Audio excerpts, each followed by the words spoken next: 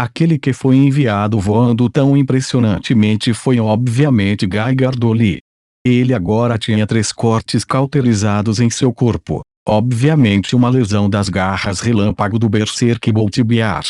Depois, Geiger foi arrastado por ele, enrolado em uma bola.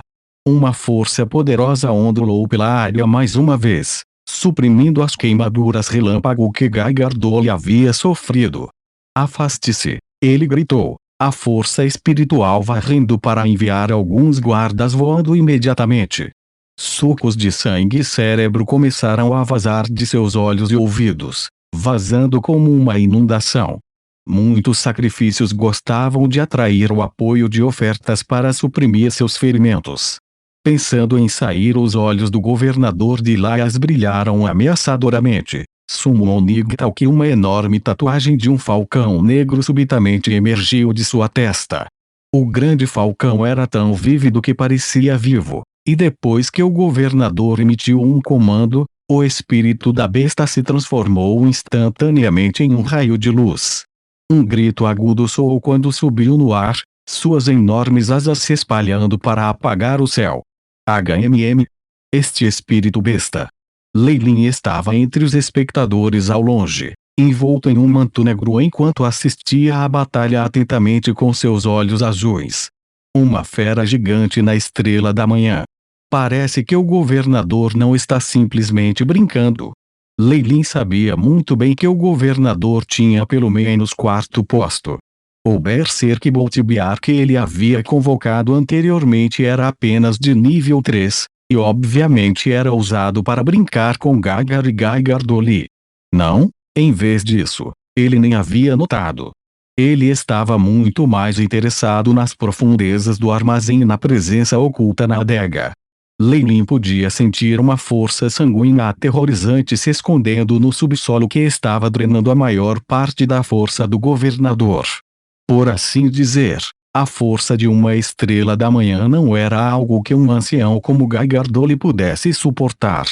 Com um grito estridente, um par de asas negras passou por Guy Gardoli como uma lâmina afiada, destruindo a formação de magia e de sacrifício atrás dele. Perdendo seu elo de comunicação, não importa o quão relutante fosse a figura do olho grande, só poderia se dissipar lentamente. Guy Gardoli caiu no chão. Tendo perdido o apoio de seu dignitário, a fragilidade e os ferimentos da batalha ressurgirão. Seus tentáculos começaram a empalidecer, a cor se espalhando até alcançar os olhos de Guy Gardoli. Essa força temporária tem muitas falhas. Lei Lin assistiu do lado de fora, comandando vagarosamente o AI-chip para coletar dados.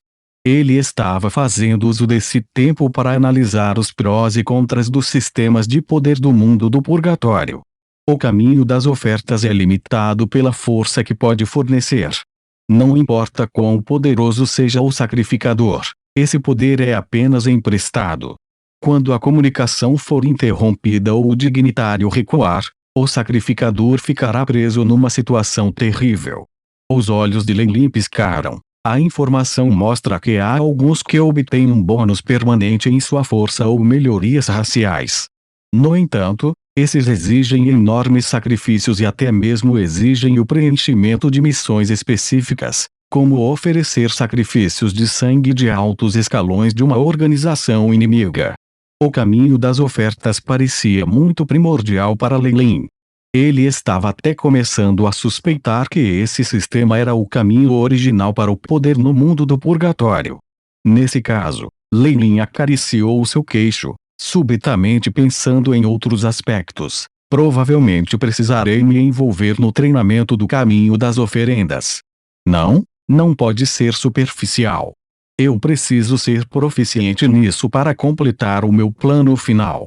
O grito do falcão soou mais uma vez neste momento, e do lado de fora do armazém o falcão voando no ar desceu como um vencedor, suas afiadas garras metálicas arrancando Guy Gardoli em pedaços.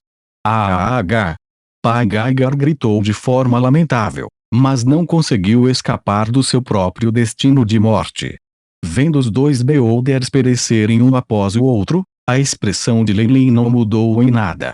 Tudo o que aconteceu foi obviamente o resultado da informação que ele espalhou para o governador e suas tropas em segredo. Ele fez principalmente porque Gagardoli tinha feito uma tentativa fútil de colocar Leilin em uma situação desfavorável. Não importa o quanto os dois acabassem, Leilin não se moveu nem um pouco em seu coração. Pelo contrário, ele esteve aqui pessoalmente para poder ver o que aconteceu e remover todas as chances de sobrevivência de Gagardoli. Mesmo que ele tivesse conseguido escapar, Leilin teria agido depois. Vendo as ondulações de alma dos dois sendo extintas completamente, Leilin poderia relaxar ligeiramente. No mínimo, havia agora ninguém que se lembrava dele. Ele agora estava focado na figura negra nas sombras. Essa pessoa era claramente superior a Gagardoli. Eles são extraordinariamente poderosos e têm estado baixos durante todo esse tempo, esperando pelo momento mais oportuno para atacar. Leilin examinou seus arredores. Com a morte de Gagardoli, os marinheiros tritões logo perderam toda a força de vontade para lutar e caíram de joelhos, implorando por misericórdia. No ponto de ancoragem do porto nas proximidades, o navio da tribo Beholder já estava completamente cercado e havia se rendido. O gigante Godric já estava flutuando na superfície da água, rolou e revelou sua barriga branca. Está tudo resolvido. Se fosse eu, essa seria a melhor chance. Os olhos de Leilin estavam fixos friamente no armazém. Naquele momento, um estrondo ensurdecedor soou. Leilin podia sentir que a sombra negra finalmente se movera. Pedras e terra voaram por toda a parte no momento em que agiu, transformando-se em bolas de gude no céu que disparou para a área circundante Baque. Tudo estes mármores formados de solo e rochas possuíam uma energia cinética tão imensa que eles poderiam até mesmo penetrar através de armaduras de aço. Um grande número de guardas caiu com um grito miserável. O sangue fluía profusamente de suas feridas. Matthews, um manto negro voou no ar, e uma figura branca era como uma ilusão quando chegou em frente ao governador de Laias tão rápido que era difícil enxergar a olho nu. As unhas afiadas inclinaram a mão coberta pela balança que surgiu. O espírito da besta do governador estava atualmente fora, então ele não tinha sua defesa mais poderosa. Monk-Darcy Turtle raios escuros apareceram no peito do governador de Laias, e imediatamente depois que uma carapaça de tartaruga escura emergiu para bloquear a área à sua frente. Padrões misteriosos apareceram na casca e emitiram uma sensação metálica que a fez parecer indestrutível. Os mestres dos espíritos das feras não só podiam convocar os espíritos das bestas para a batalha, mas também podiam usar parte das habilidades dos espíritos das bestas que haviam sido selados em seus corpos. A tartaruga Monk-Darcy era uma besta marinha conhecida por sua defesa, mas as mais fortes estavam no auge do nível 3. Ainda assim, embora o governador de Laias quisesse invocar algo mais poderoso, ele não tinha espíritos bestiais que fossem mais formidáveis. A magia dos espíritos das feras era um sistema de força comum no mundo do purgatório, e quase todas as raças intelectuais estavam envolvidas nisso. Os mestres de espírito de besta foram divididos com base no ranking, do rank 1 ao lendário rank 9. No entanto, no mundo do purgatório, agora, os mestres de nível 6, 7 superior foram consignados à lenda. As exigências para cada mestre de espírito animal para avançar eram simples.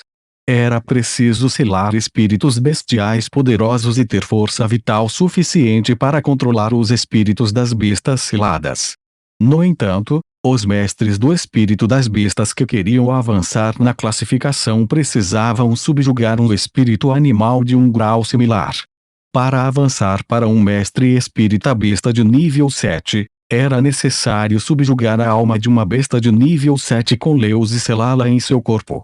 Apenas os dignitários dos vários continentes possuíam tal força neste mundo, o que tornava praticamente impossível. Apenas o pensamento de extrair a alma da serpente Snack e selá-la em seu corpo deixaria um mestre do espírito besta estremecendo de medo. Um mestre do espírito besta de nível 1 poderia, no máximo, apenas controlar um espírito besta de nível 1, enquanto um nível 2 poderia controlar um espírito besta de nível 2. Enquanto alguém fosse poderoso o suficiente e a alma de alguém pudesse suportar o estresse, não haveria nenhum problema em selar múltiplos espíritos animais no corpo. No entanto, era evidente que o governador de Laias era um mestre espírita besta promovido recentemente.